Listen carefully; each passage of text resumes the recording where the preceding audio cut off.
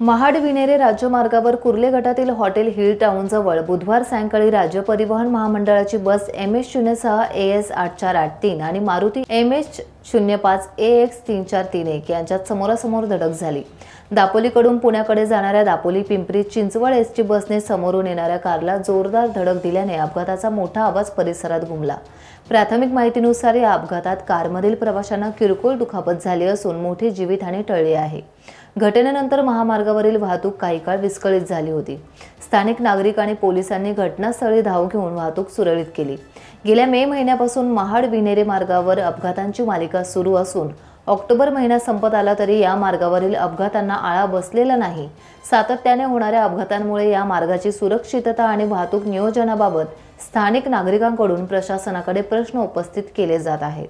Times डिजिटलला like करा, subscribe करा, share करा आणि बेल आयकॉन दाबायला विसरू नका। पाहत रहा टाइम्स डिजिटल।